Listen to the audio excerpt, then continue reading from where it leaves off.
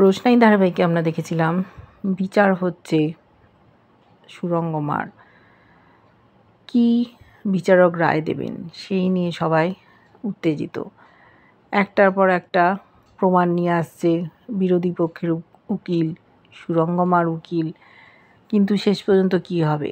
একজনকে ধরে নিয়ে এসেছিল দীপ্তজিৎ চ্যাটার্জি, রোশনাইয়ের মা বলে, কিন্তু রোশনাই বিরক্ত হয়েছে, বলছে যাকে ইচ্ছে একজন সাজিয়ে নিয়ে এসে মা বলা হবে আমি মানব না, বিচারক আপনি নির্ধারণ করুন। শেষ পর্যন্ত আমরা দেখেছি রঞ্জন প্রসাদজি প্রমাণ জোগাড় করেছেন। অঞ্জন প্রসাদ সেজে সুরঙ্গমার সাথে দেখা করেছিলেন। সেখানেই সমস্ত নিজ মুখে স্বীকার করেছে সুরঙ্গমা। উকিল তার ফোনের রেকর্ডিংগুলো বাজিয়ে দিয়েছে, নিজের মুখে বলেছে যে আমার গর্ভজাত সন্তান রোশনাই, কিন্তু ও যদি গরিমার কোনো দিন ক্ষতি করার চেষ্টা করে আমি ওকে পৃথিবী থেকে সরিয়ে দেবো। এটুকুই যথেষ্ট ছিল। অবাক হয়ে গেছে সুরঙ্গমা, বুঝতে পারেনি ওটা ছিল রঞ্জন প্রসাদ। সব বলে দিয়েছে। আর নীলাব্জকে যে ভালোবাসে না, স্ট্যাটাসকে ভালোবাসে সে কথাও জানিয়ে দিয়েছে। নীলাব্জ সব শুনেছে। ও বলছে এগুলো সব মিথ্যে কথা, আমার ভয়েসটা অন্য কেউ নকল করে বলছে। কিন্তু এখন আর কিছু করার নেই। দীপ্তজিৎ চ্যাটার্জিও চুপ করে বসে পড়েছে, ভাবছে এটা কি হলো।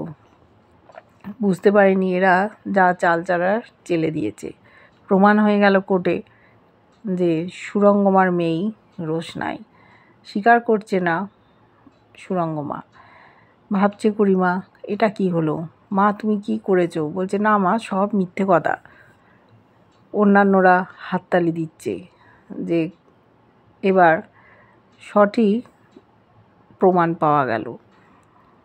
বিচারক বললেন আজকের মতো এখানেই আমরা কোর্টের কাজ শেষ করছি, পরের দিন আবার শুরু হবে। সুরঙ্গমা চলে গেছে নীলাব্জর সাথে কথা বলতে। নীলাব্জ বলতে চাইছে না, বলছেন তুমি আমার সাথে কথা বলবে না? শোনো, তুমি তো লিগালি আমার হাজব্যান্ড।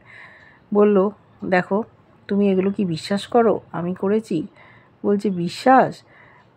তখন বলছে দেখো তোমার সাথে এক সময় আমি কত কথা বলার চেষ্টা করতাম, তুমি কাজ করে আসতে, কিন্তু আমার সাথে কোনো রকম কথা বলতে না, বলতে তোমার সময় নেই। কিন্তু দেখো এখন তুমি এসছো আমার সাথে কথা বলতে, আমার তো এখন সময় নেই, আমার অন্য কাজ আছে।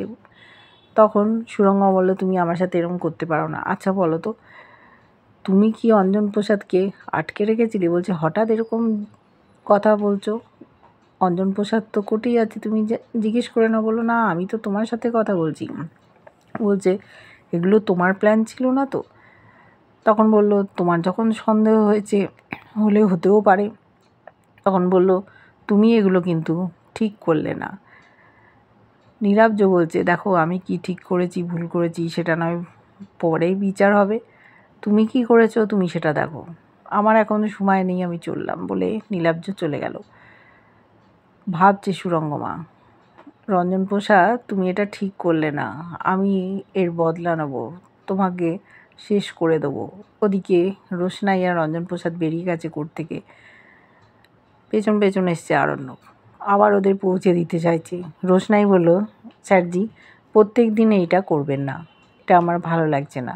কেন আপনি রোজ আমাদের পৌঁছে দেবেন? এই নিয়ে আবার অশান্তি হবে। কিন্তু আরণ্যক বলল আমি তোমার জন্য আসিনি, আমি গুরুজির জন্য এসেছি, ওনার বিপদ হতে পারে।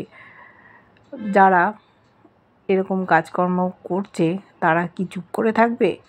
ঠিক আঘাত আনবে। দেখেছি অঞ্জন প্রসাদ দাঁড়িয়ে আছে, রঞ্জন প্রসাদের সাথে কথা বলতে চায়। বলছে তোমার মেয়েকে তো পেয়ে গেলে, প্রমাণ হয়ে গেল সুরঙ্গমাই তোমার মেয়ের মা, তাহলে আর কি? এবার তুমি কলকাতায় থাকো, আমি আমার জায়গা মুম্বাইতে চলে যাব। কিন্তু রঞ্জন প্রসাদ বলছে সমস্ত ঘটনাগুলো আমার মনে আছে, সব কিছু প্রমাণ হবে এই আদালতে। তখন বলল দেখো তুমি আর কি করবে, মেয়েটার সাথে তুমি ভালো করে সময় কাটিয়ে নাও, এতদিন পর মেয়ে তোমার কাছে এসছে, মেয়ের বিয়ের ব্যবস্থা করো। ও যার সাথে ঝুলে আছে সে তো অন্য কারো দায়িত্ব নিয়ে বসে আছে, ওর সাথে না থেকে অন্য কারো ঘাড়ে ঝুলুক। বলল রোশনাই, আপনাকে এই নিয়ে ভাবতে হবে না। বলছে দেখো মা, আমাকে তো ভাবতেই হবে, কারণ আমি তোমার কাকা হই। কিন্তু রোশনাই বলল আমি আপনাকে কাকা বলে মানি না। বললো না মানলে কি হবে, তুমি তো আমার ভাইজি, তোমার ভালোটা আমাকে বুঝতে হবে। ওদেরকে আবার প্রচ্ছন্ন হুমকি দিচ্ছে, যদি কিছু উল্টোপাল্টা করার চেষ্টা করে, অঞ্জন প্রসাদকে ফাঁসাতে চায়, তাহলে ওদের ক্ষতি হয়ে যেতে পারে। বলছে কি দরকার, তোমরা বাপ মেয়ে এতদিন পর এক হয়েছো, সুখে সংসার করো, কাটাও, মেয়ের বিয়ে দাও, এইভাবে থাকো। আর আমি তো কলকাতায় থাকবো না, আমি মুম্বাইটায় থাকবো, আমি ঠিক বুঝে নেবো আমারটা। বলে চলে গেল। রঞ্জন প্রসাদ ভয় পেল না। আর রোশনাই বলল আরণ্যককে যে অঞ্জন প্রসাদ কী বলেছে, আপনার কাঁধে তো একজন আছেই, সে ঝুলে আছে, আর আমি কেন আপনার কাঁধে আবার ঝুলতে যাব, কোনো তো প্রয়োজন নেই। তাই উনি বলেছেন আমার বিয়ে দিতে। চুপচাপ শুনছে আরণ্য, কী বলবে বুঝতে পারছে না। গুরুজিকেও বোঝালো। গুরুজি বললেন আচ্ছা ঠিক আছে, আমাদের নিয়ে চলো। আরণ্যক ওদের বাড়িতে ড্রপ করে দিল। রোশনাই কিছু বলতে পারলো না, বিপদ হতে পারে ওদের, তাই ওদের পাশে দাঁড়াচ্ছে। তখন বলেছে যে দেখো, বাড়িতে তো আমার যা সমস্যা সেটা তো আছেই, আমাকে কিভাবে লড়াই করে তোমাদের পাশে দাঁড়াতে হচ্ছে। আমি দাঁড়াবো। বাড়ি পৌঁছেই ও চলে যাওয়ার চেষ্টা করছিল। গুরুজি বলল যে তুমি ভেতরে যাবে না। তখন বললো দেখুন, আপনার মেয়ে হয়তো পছন্দ করবে না, আপনার মেয়েকে আগে জিজ্ঞেস করুন আমি যেতে পারি কি না। বলছে মেয়ে কেন, আমি তো তোমায় বলছি তুমি ভেতরে এসো।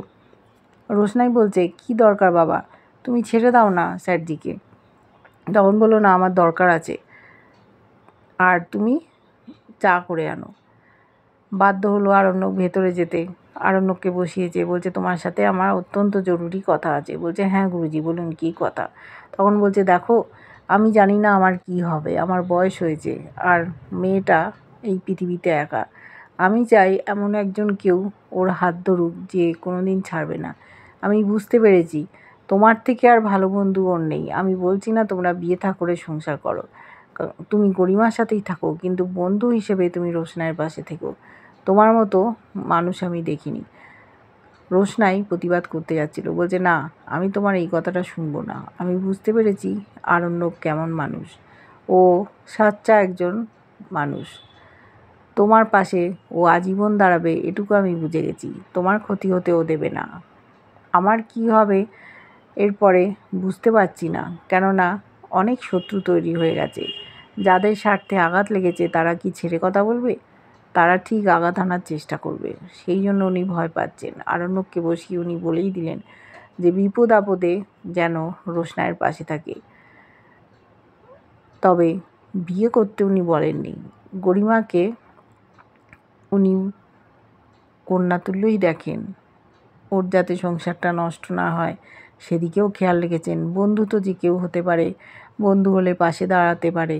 আরণ্যক কথা দিয়েছে যে গুরুজি আমি আপনার কথা মনে রাখবো, রোশনাইয়ের কোনো ক্ষতি হতে দেব না, আমি ওর পাশে থাকবো, আপনি একবারে চিন্তা করবেন না। রোশনাই চুপচাপ দেখছে। ও চা করে এনে দিয়েছে দুজনকে। আমরা দেখিনি আজকে গরিমার কী রূপ, জানাজানি হয়ে গেল, প্রমাণ হয়ে গেল যে রোশনাই ওর বোন। এবার কি করবে ওরা, দেখতে থাকবো। কেমন লাগছে ধারাবাহিকটা জানিও। ভালো লাগলে লাইক কমেন্ট সাবস্ক্রাইব করে, যারা ফেসবুক পেজ থেকে দেখছো ফলো করে সাথে থেকো।